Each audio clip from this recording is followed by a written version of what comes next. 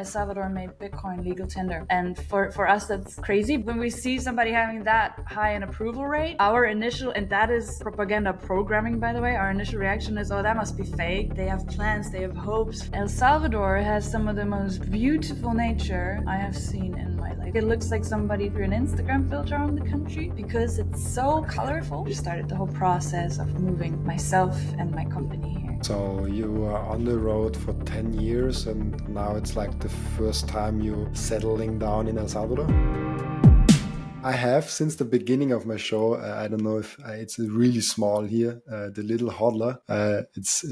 Do you see it? I see a bee. Hold on, where's your Little Hodler? You didn't wait. Is he outside of the frame? I think it's because we're like our frames are narrowed. Now you see him, right? Yes, now I see him. I saw your pinned tweet, and it was kind of a surprising one to me because it was like with Nayib Bukele, where you visited him. What's the story behind this? Like, why did you choose that from? I was like, I go to your profile and I was expecting something with the Little Hodler, like a story or some like origin stuff. There's a little hodler in there. And the big hodler. Yeah, the Little Hodler is in there, yes, definitely. The story behind the tweet or the story behind why I made it the pinned tweet? Both. Or both. Well, I'll answer the easy one first. I made it the pinned tweet because that's probably the coolest thing I've done, like ever.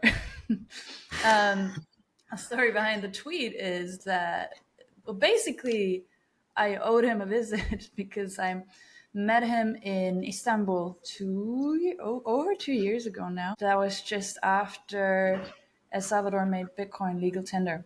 And it's just after, like a couple months after. And at the time, I was starting to make comics about that because that was like a huge source of inspiration. It was very easy to do because it was so funny to see the reaction, especially from the political realm and from the international media landscape, to a nation state adopting Bitcoin, which for us as Bitcoiners, it's like, oh, that guy is playing out game theory. This, like, for us, it was super epic. And then like some critics went and go, oh, that's just like, that's such a small country, or like, who cares, right? So, but and that was really, really funny to see how you can have such a skewed, like, I don't know if it's confirmation bias, I don't know if it's delusion, but you see a country making Bitcoin legal tender and you think it's not a big deal. And it started with that I was making comics about that. So most of my comics, they actually pretty much write themselves. It's just a depiction of the insanity and the cognitive dissonance that's going on in the world. So I did that. And I made, like, actually, I think it was under my first comic that I did on the topic, is people were starting to tag him. And that earned me a follow. And so I was, after some time, like like a colleague asked me to pitch something to him. So I just kind of cold DM'd him, never heard back. Didn't think I would hear back, right? But like 2-3 months later, he DM'd me and he said, yo, I remember that you were in Istanbul. I'm coming to Istanbul. Do you have some of those hodlers? I want one. So I had one hodler, because I had just started doing the plushies, and I had like 5 prototypes or something, and I had one left, and so I saved it and I waited, and he came in January 2 years ago on a state visit. He was going to see Erdogan in Turkey, and it was the time everybody was going, oh, he's gonna go and he's gonna orange. Obviously that didn't happen, nobody's surprised, but so he came, and so I was able to like hop in on that whole protocol agenda thing that was going on there, and passed him the hodler. So then we had a conversation, and that was the first time I kind of learned a little bit more about his country. And I found it really intriguing, let alone the fact that like I got to meet the president. That was really cool, and he was very much not like I had thought he would be, in the sense that he was really approachable and really human. for lack of a better word. Not like how you think a politician would be, like very, very, very aware, very in the moment, very, very extremely smart. And so I thought, oh my God, I want to see El Salvador, like, because the entire, like his entire entourage, there was so much energy there. There was so much like, I don't know, like there was a lot of motivation there, and a lot of like you felt that they're moving things, they were moving things forward and doing stuff. But it took me like a year and a half to do it. So that tweet that you see there, that is a year and a half later when I finally made it to El Salvador. So I was planning my trip and I thought, oh, hold on, I have a new Little Hodler now that's modeled after the president. Maybe he wants one. So I hit him up again and asked, hey, you want it? He said, yeah, I want it.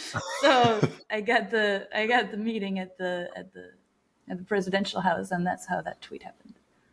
Oh, that's amazing. What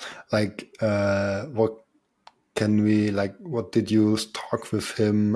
How does he run like the country? Did you get any insights from him? Accept the whole Bitcoin thing in general? Yeah, yes. How does he run the country? He Yeah. runs the country with common sense. And that's the thing that threw me off from the first meeting, actually. So that's one of the first impressions I got, is that that's a person who is extremely reflective and extremely, how do you say? I said before, extremely in the moment. How do I better describe that? Somebody who Uh, knows what's going on and who can see beyond that veil of what we would think is happening. So he has a very good understanding, and like he can very good understand. He has a very good, how do you call it, people skills. There you go.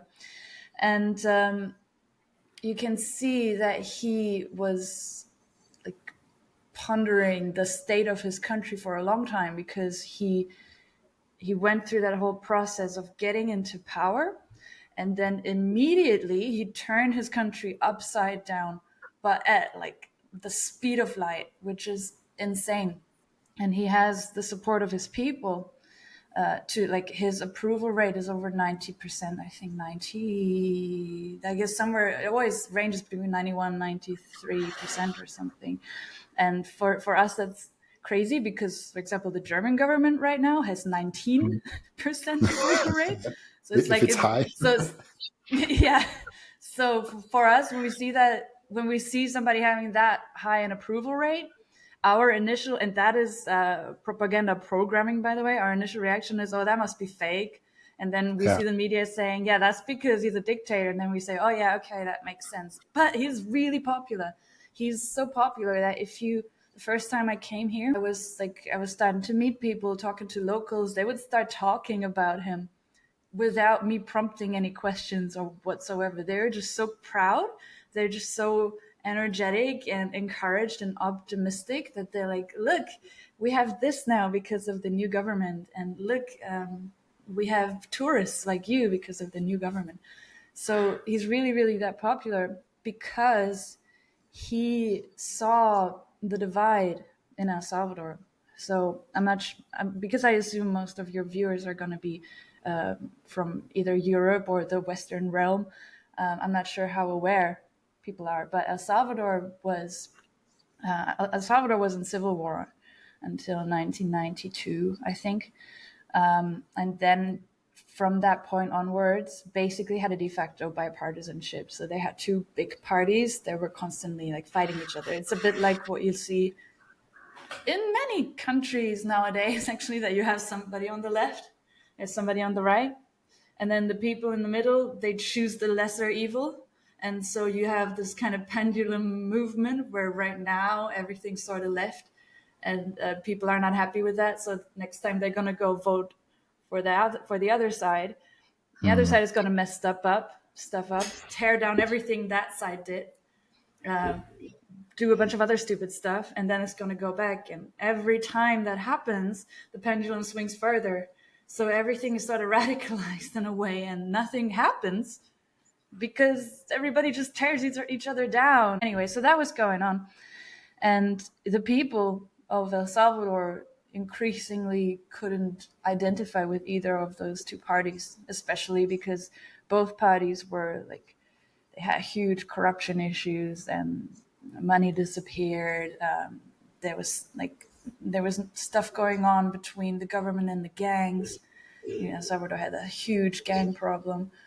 And so it came to a point where actually the majority of the public wasn't on either side, but was somewhere in the middle, which we're seeing around the world right now, which we're seeing in Germany. I'm not sure about Austria, but I'm not sure about the States. I'm pretty sure the States is like that too, even though people are very vocal about their political affiliations. Yeah, but so what Najib did is he went and he spoke to that very group. He said, look, I see you. You just want a government that fixes stuff for you. You don't want far left. You don't want far right. You just want, you don't care about that. You just want somebody who tackles your problems. And so he spoke to that group and he got extremely popular. Also because he's really good at social media and all that stuff, really good at branding and marketing. And with that, he won them over. And then you can see in the track record of the last 5 years that that government did it's to me it's incredible to see, because if I look at the last 5 years in our government, or my government, I know you're Austrian, so but you lived in Germany, so it's somewhat your government ish. Then I'm like, why can that guy like lift his country from most dangerous in the world to one of the safest in the world and one of the most popular tourist destinations and one of the most prominent in headlines? And we, well, what the hell are we doing? Like, we're just going downhill. Like, we feel so comfortable in our superpower status that we don't realize that we're headed straight for self-destruction. So that's, yeah. I mean, I think there is like the creative things going on with. Are you familiar with Ray Dalio and his work on like the changing of the world orders? And I think a lot about that. And I think like countries like Germany and also the Western Hemisphere in general, like America, they are on definitely not the rise. They are more like on the decreasing side. And it's interesting to see how now countries that are on the rise, like El Salvador, embracing Bitcoin, and I hope it will be a really positive role model. Like now, it's really early. It's El Salvador adopted Bitcoin like 2021. It needs a lot of work. We are still like in the early phases. You still cannot buy, as I understand it. I was never there, as not at all stores with Bitcoin. Like the adoption still needs time to grow. And so like it will be interesting to see how it is turns out like in 5-10 years, and we have really a popular role model. And you said in the beginning it's a small it's like a small country, but it's almost as big as Austria. Like it's still like I think it would be a huge thing Didn't want to throw if shade against Austria there. My bad. like Austria could do it. Like I think not when it's in the European Union, maybe. I don't know how free it is for that. But what's your impression of El Salvador outside of the political realm, like on the ground with the people, on the market, the nature of El Salvador? Like, what is it like to be in El Salvador in general? Yeah, I've become a super El Salvador shill. Like it's actually really interesting because I talk to a lot of expats too. Everybody sort of has the same impression, and there's an incredible optimism here, and you feel that from the time you come, and that's something that I haven't experienced many times before, maybe never. That you feel in the way people tackle things and the way people go about things, that they have plans, they have hopes for the future, whereas we're always like, oh great, like everything's going downhill and just complaining all the time. So here it's extremely different. People are very People are very optimistic about the future, and you can tell. That's one thing that is like the overall vibe, as the Gen Z says. So El Salvador has some of the most beautiful nature I have seen in my life. And not to like brag, I've seen a lot of beautiful countries, and they're all, like, many are beautiful in their own way. El Salvador has, in my point of view, some of the, like, most beautiful forests. Like you look at, like, for example, I can see a volcano from my window, right? And it's Nice. it's very lush and green, and it looks like, I always say, it looks like somebody threw an Instagram filter on the country because it's so colorful. And for me, the weather's perfect. It's always the same temperature. It's very, like, it's close to the equator, so very, very nice. You have 2 seasons, rain and no rain. That's sort of what I got used to over the last decade. So for me, that's perfect. You have lakes. You get from, I'm in the capital, but you get down to the beach in 45 minutes or so. You can get to the mountain. There's a volcano there. You can actually climb that volcano. So that takes like 30 minutes to get there. They have mountains up north where it gets colder. Like, I think they told me like 10-ish degrees. Don't let me lie. It gets really cold up there. Then they have, I did mention the lakes. The lakes are extremely beautiful. So that's another thing that's really nice about El Salvador, and it's a small country. You can travel everything very, very easily. I like that too. If it feels overwhelming, then it's like I get lazy to go places, but here it's very much not the case. And the food is amazing, and the people are amazing, and yes, it's really great. I live in El Salvador. You live now in El Salvador? Yes, I just moved here actually. So I did my trip in August. I came here to drop off the little president hodler with the big president. And so then I stayed for like a week and a half, and I completely fell in love with it. Like, I cannot, it sounds so cheesy. And I told it to many people, and they're like, yeah, sure, but you're biased because Bitcoin, blah. But you have to come to, like, what it happened that then people will come here and they're like, oh, now I get what you mean.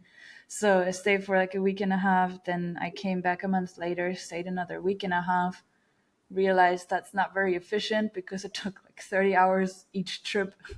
And then I came back in October, and because I've been like on the road more or less for 10 years, so for me it's not that complicated to move places. It's still a process, especially because I have a company now.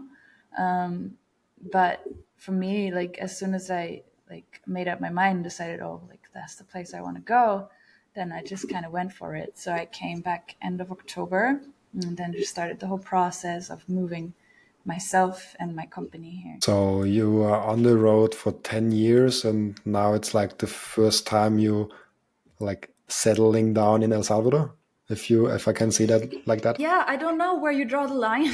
So I've lived in many places, and it wasn't a plan. So basically, I wasn't. So my initial plan, and I planned this when I was 12. So when I was 12, I decided once I finish high school, I will move to Japan. And I was like, I had this whole, I had like two big, and I still have them in my old room back in Germany. Two of these big folders, like folders like this, and then two of them, where I planned how I was going to finance and arrange my move to Japan. Like, I was so set on it. I learned Japanese. I started working so that I could afford the travel. So I did that. With 12. Well, at 12, you're not allowed to work. I started working at 13. And then at 18, I finished high school. And then I just straight went, I did a work and travel thing. So I moved to Japan, and I was, for a while, I was doing like a waitress job. I was flipping pancakes and doing those things. And Japan is a beautiful country. It's another one of the, like, if you look at nature, culture, architecture, music, cinema, literature, philosophy, blah, blah, blah, it is one of the most beautiful countries I know and I've ever seen. And I still, like, it still has that magic for me.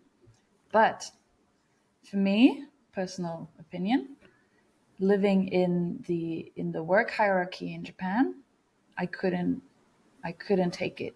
It's a very hierarchical, very traditional conservative structure, and very, very like long hours, long commutes. It's also it's hard to get into as a foreigner, like get integrated into society as a foreigner, even if you speak Japanese. So, and I have huge, huge respect for people who live there long term. It wasn't for me, which was so ironic because I had planned it for like 6 years. But either way, so I had that experience. And after that, I started traveling. It was not planned. I just kind of did it. And then I started moving around, and I more or less lived in different countries from a couple months to a couple years, like the Philippines, Malaysia, Taiwan, and so on.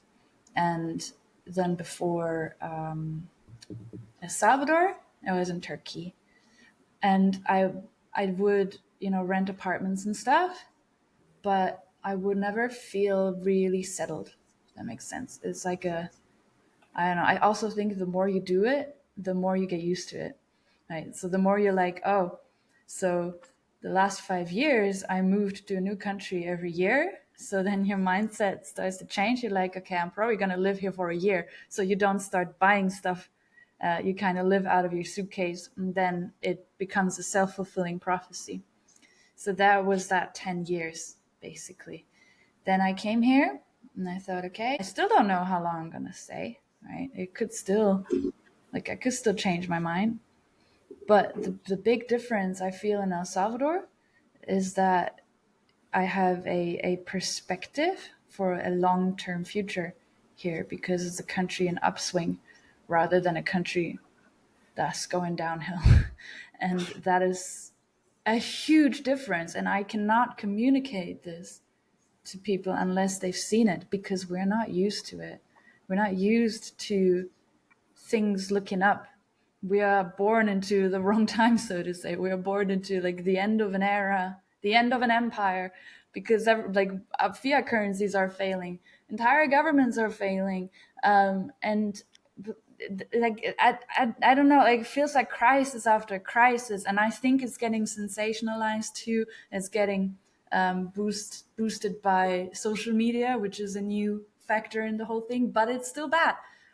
So we're not used to it. And then you come here and you see that it can be different.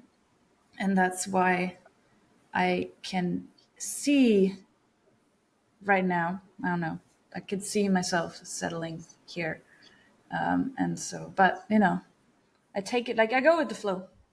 It's a very long answer to your questions. I'm super excited to announce that this podcast just got the first ever sponsor. I just started the podcast out like 3 months ago, and now we have 21 Bitcoin as a partner for this podcast. 21 Bitcoin is Bitcoin only from day one, and they teach and preach self-custody. This is my go-to exchange when someone asks me, oh, where can I buy my Bitcoin from? This is the easiest entry for Bitcoiners. And if you want lower fees, plus at the same time support this podcast, use code Robin and click the link in the description. I think it's a good state to be in, like feeling good in a place where you are, but being ready to like just move away if it does not feel right. It's an interesting experience, and I definitely want to start that. I'm just not there yet. And you started really early with that, and I think it gets harder with every year you don't do it. Like you're getting more settled, like you have roots there and stuff there that keeps you here, like an anchor. That anchor is like self-set, like you could undo it, but it's like small stuff that keeps you here because you're used to it. And as you said, you got used to not being long in one place, so you did not buy a lot of stuff. You lived out of your things, and if you are not used to it, like you just stay here. That's an interesting experience, and I always have it like when I come from a more beautiful place, a more happy place, a more not like I think Austria. I think it's a little different than Germany sometimes, but sometimes it's like you come in the airport and you feel a different vibe. Like it's you have the different vibe and the mindset of the people, there are other places that are more beautiful than How is it where we different? grew up. Austria and Germany, or Austria to Yeah, something else? Austria and Germany, Austria, I don't know. Germany. For me, it's a little slower in Austria, everything. I mean, the more like on a personal basis, it's similar when you meet people. But I have a lot of different works in Austria and in Germany, and when I talk with German companies, like they're really faster with stuff in Austria. So like, yeah, let's see how we do it, and they're more on a, how can I explain it? They're like, let's see how we can do that. In Germany, they're like a little bit more straightforward. They're like, we're doing that. No, like, it's hard to With that explain for voice. me.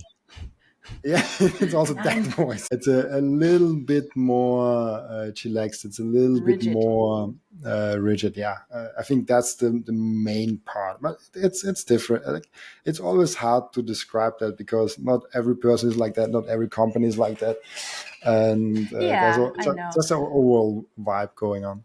Yeah, Yeah, I mean, you can generalize a little. It's they're cliches for a reason. So definitely. And I mean, interesting. you already answered one of my questions I had, and I still want to give it to you because I think it's maybe it's a different answer. You traveled a lot, you've seen a lot of different places. Uh, Maybe besides El Salvador, what was the most amazing place you visited? Like the most beautiful place where you're like, oh shit, here it's really beautiful here from nature wise, from people wise. Except El Salvador, what would you do? Yeah, nature is. I mean, I said it right. I'm a huge fan of Japan in the sense that this country has shaped and maintained a culture second to none, which is insane. Like I'm so I could talk about it forever, so I'm not going to start. Like for a living, I always say Malaysia. And I was actually planning to move to Malaysia when I came to El Salvador. So I had applied for they have this new visa where you can apply if you work in blockchain. So I said, I work in blockchain, applied for the visa, and the application was pending when I came to El Salvador. And then I thought, oh my God, that's way better. So I switched plans. Malaysia is an incredible country, though, for its people, for its accessibility, for its modernity, which people don't really expect.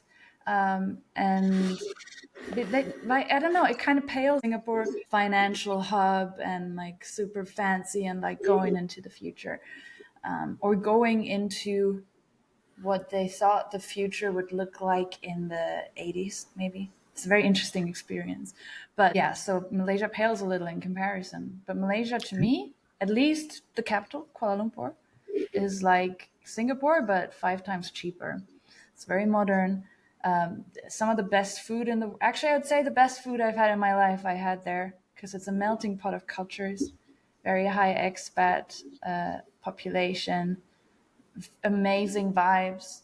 I felt in Malaysia for the first. So you said the Germans were very rigid, very structured, very strict, and that is true. We're very generalizing. We don't tend to be very spontaneous. We have our plan, and we don't want to. Don't want to step outside of that lane.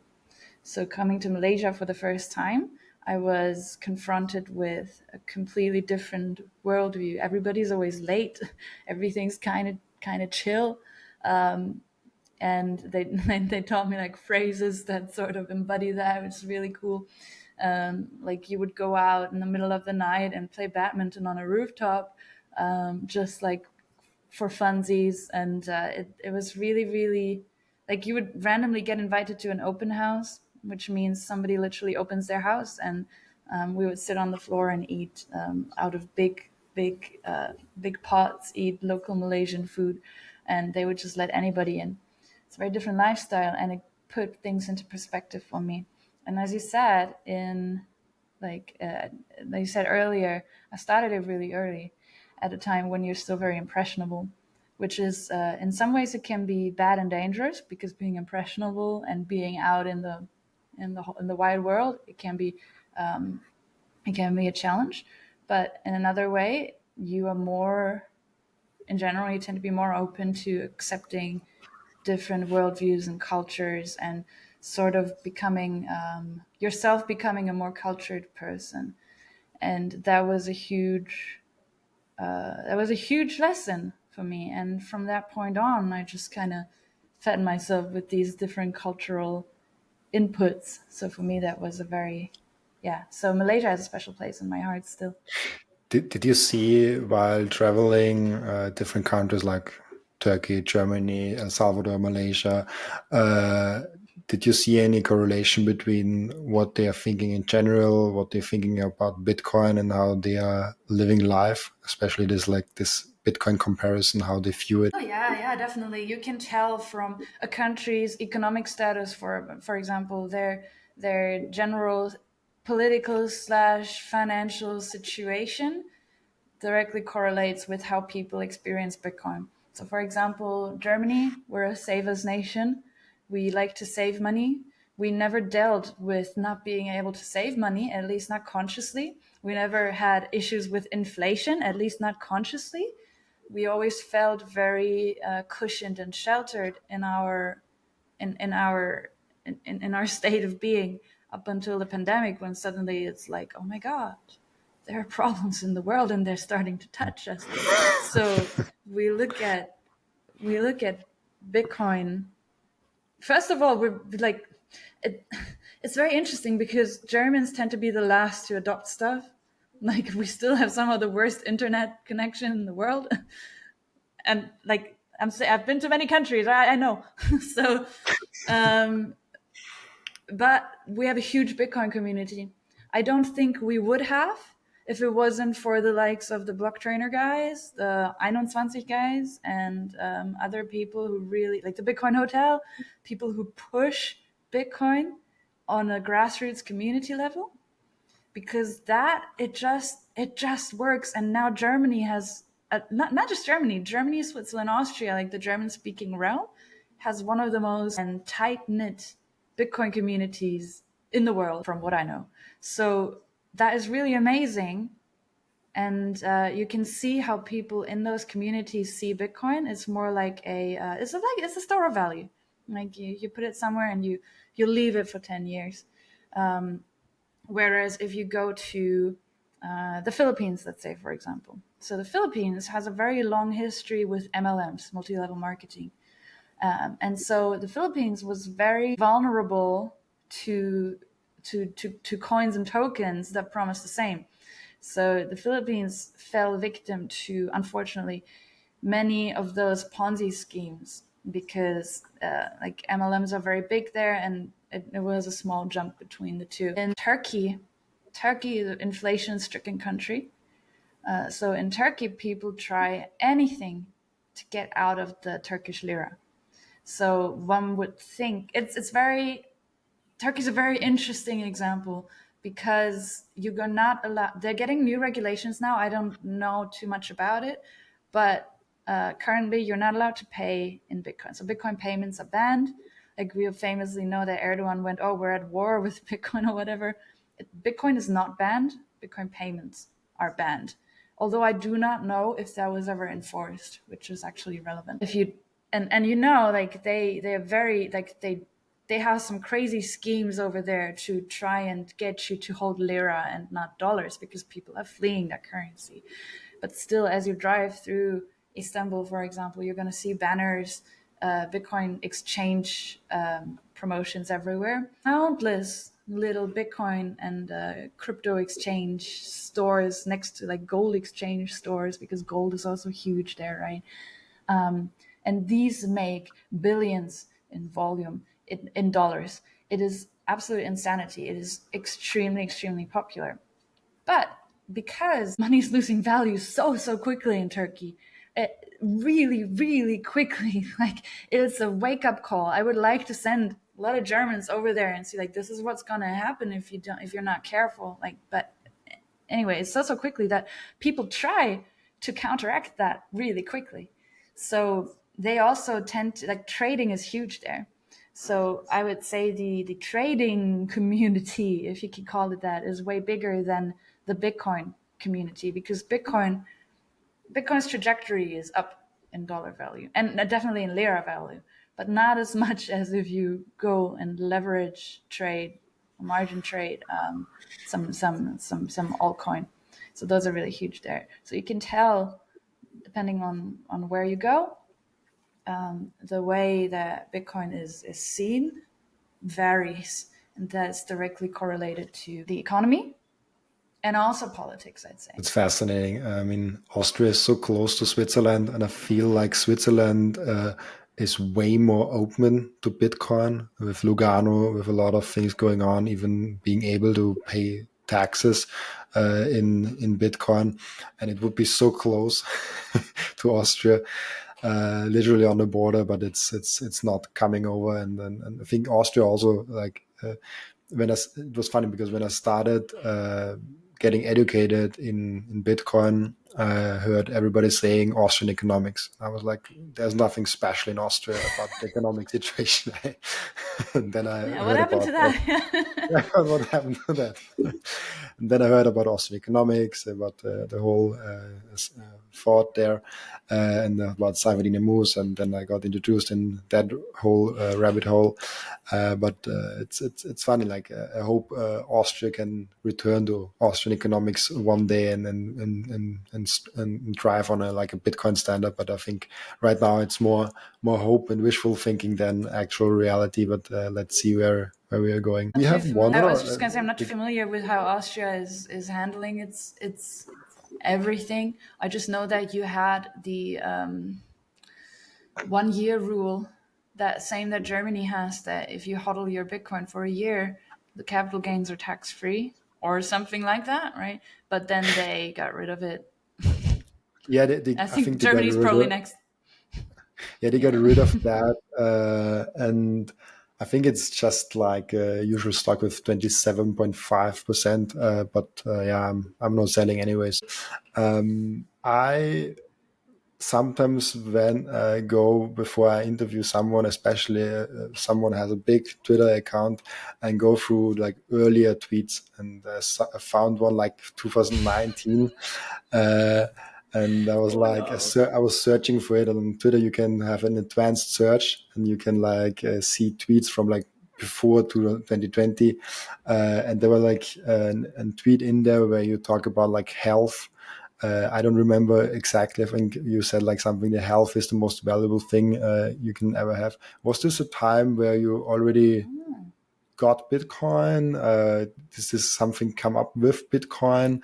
Or Interesting that you bring that up, because oh, that is so weird. I was just thinking about that tweet a couple weeks ago about how I did that tweet. That was completely out of character, because I was doing all these bullish Bitcoin tweets all the time. So I was already a Bitcoiner then. I think I said something like, "Yeah, your health is your most important asset." Actually, today when I think about it, it might be time. I might change it. It's time. But health, I mean, they're somewhat related. If you want more time, you need to look after your health. I was always conscious of that, let's say. Not always, from maybe 18, from around that time, I was conscious of health related things, because it's just common sense that if you want quality of life and ideally longer life, it's that is the first thing you have to invest in. If you don't have your you cannot if you don't you can't take care of yourself, how are you going to take care of other people, right? So that's always been very important to me, and it's somewhat in this in a similar spirit in terms of low time preference, because it's not always fun, right? Like going to the gym every day is like so boring, and well, food actually is not an issue, because food, I think if you eat really bad, that is just lazy, because you can train your palate, right? So if you always crave McDonald's, then you need to go through a like 2 week adjustment period where you eat healthier, and that takes discipline. And from that point onwards, it's going to get easier, because you're going to start craving other things. It's like getting off of the high sugar diet. Other things are like making your food yourself, not buying processed stuff. And in my experience, the more I did it, the more I craved it. I don't like McDonald's anymore, so I don't have that problem. But still, it's they say you should always invest in yourself first, right? So, or do they say that? I don't know, but I think you should, because Some say everything that. stems from that. Yeah. So everything stems from that. So it's in a very similar spirit, and I've always found it fascinating in a bad way to see how a lot of people, when they made it financially, so to say, they would start letting themselves go, or they would prioritize their money making, for example, over their personal health.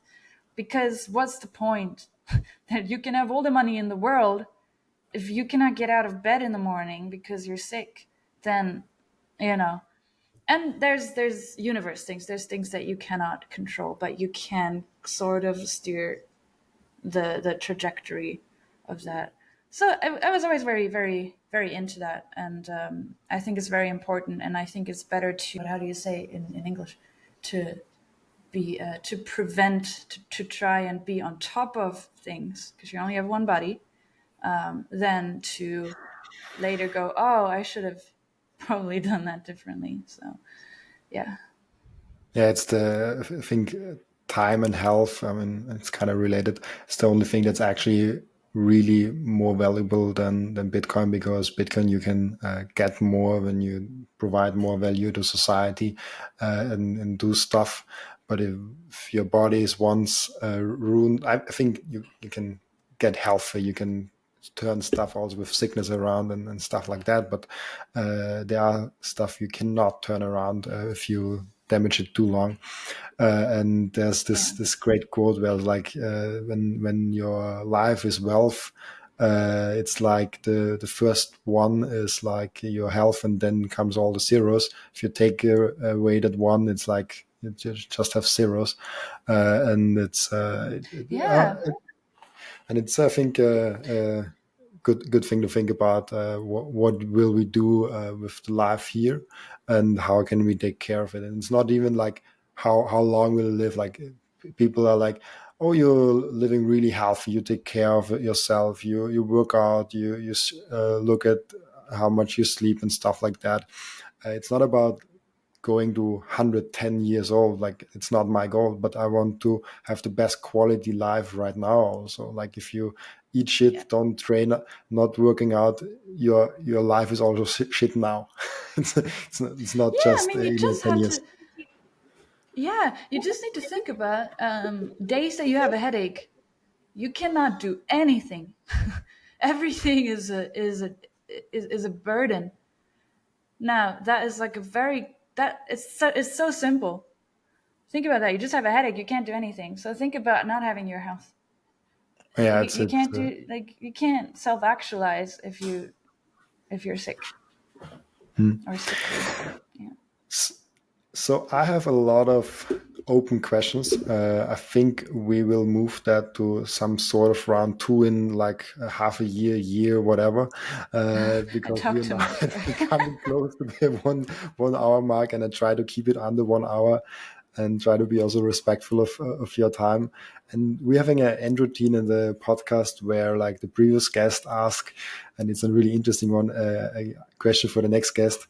And your question is, and it's someone that wrote articles about that very topic in the Bitcoin magazine also.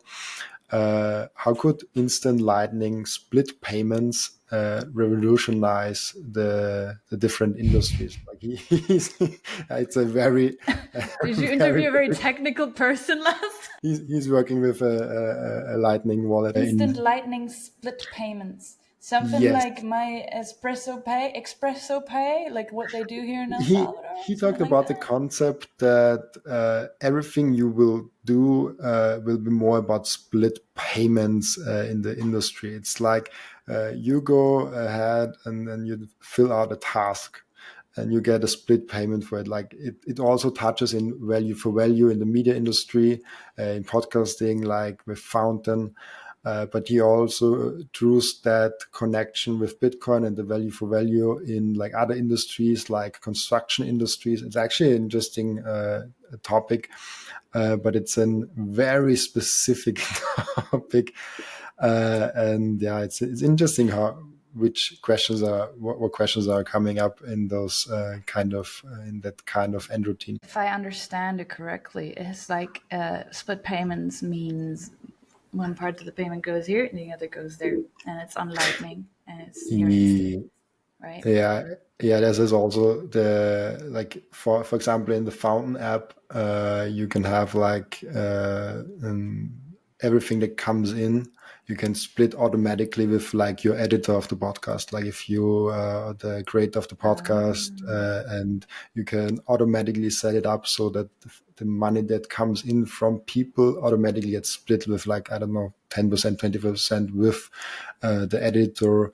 It's also about micropayments, how like right now in the fiat world, we are getting paid once a month, but why are we not getting paid once a day or for each task directly when we do it? Because like we can do a task and just get paid directly for the task when we have a digital instant lightning settlement where there's no less cost to it.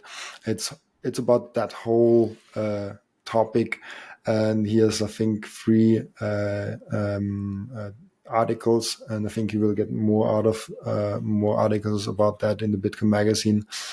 He works at Breeze Lightning Wallet, and maybe talk about the Lightning, the value for value, and that kind of realm. How do you see that? I've heard about this before, actually. I didn't know the technical term of it, but I heard about the idea that you get basically you stream the sats to the person as they provide you a service, for example. And rather than saying I'm going to get paid once a month or twice a month, you get paid instantly. I think it's an interesting concept. I think things are going to develop in a direction that's the most efficient. On one hand, I think, like, do I need to get paid like for the second that I work, or can I like, is it easier for me to bundle it perhaps? Like, am I that in need of instant compensation?